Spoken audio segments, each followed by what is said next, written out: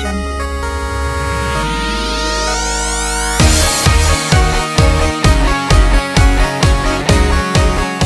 How's it going, people? Today I'm going to be talking about the VUDU digital stream of Sonic the Hedgehog. I actually checked this out this morning before I decided to record this today, so it is very fresh in my mind.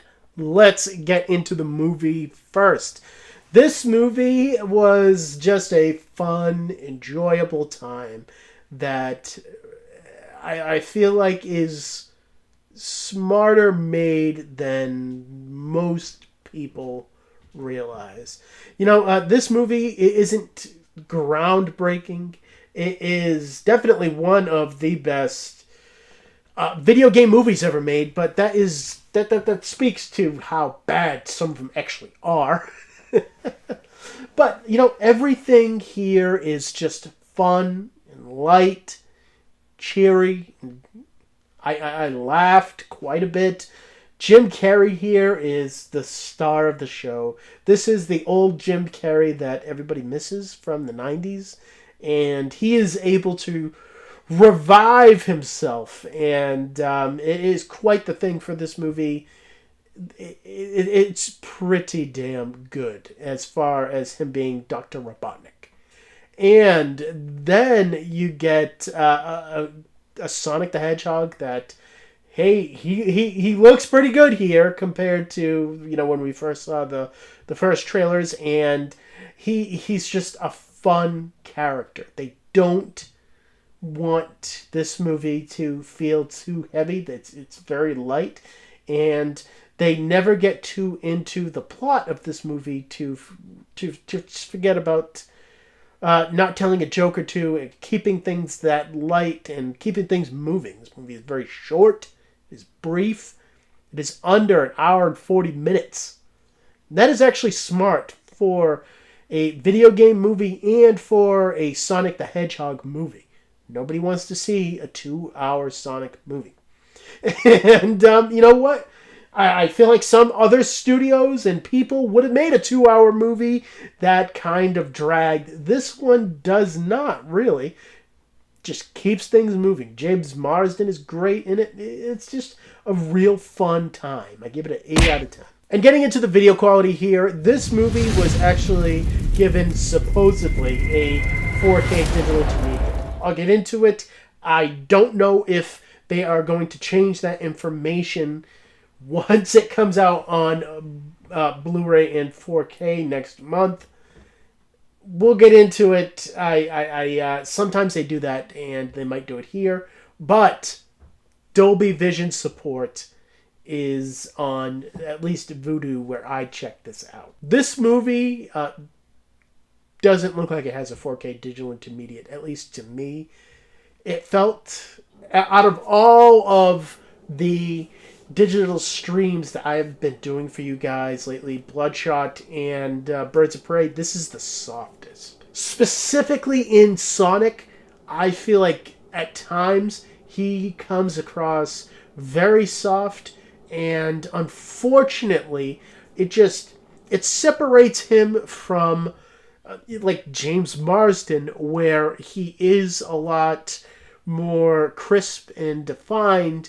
I never really believed Sonic and him were in the same frame because of that fact. There are other things here that do have that 4K crispiness, like Robotnik's robots and those kind of things, like his inventions. Other CGI other than Sonic. Now, as far as detail work is concerned, I definitely feel like Sonic also takes a hit here. He just comes across really soft, and there aren't those fine details that I would want. Now, all of this could be fixed in a 4K physical copy. Sometimes compression can do this, but I have to review what I saw here and now. That detail definitely does feel kind of soft. And other details, they are better. Nothing groundbreaking, but they are better. Like facial features and a lot of those type of deals. Now, as far as HDR is concerned, I do feel like there is a good amount of HDR here to see.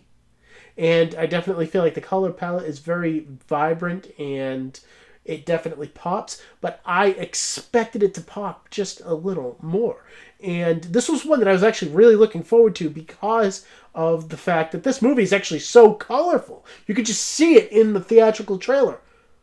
Not all of that actually comes across as good here, or at least as good as my expectations were.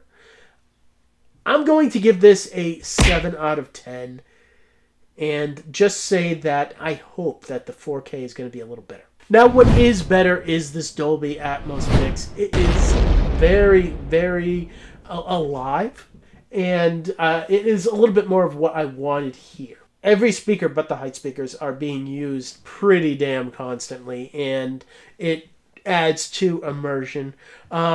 Speaker separation sometimes is limited to the front speakers, but I did hear it in the backs from time to time. Back speakers are really used for the score. I do feel like they could have livened it up a bit and really gave us a better mix, but what is here is pretty good. And height speaker work, I did hear it quite a bit, but a lot of it was the score.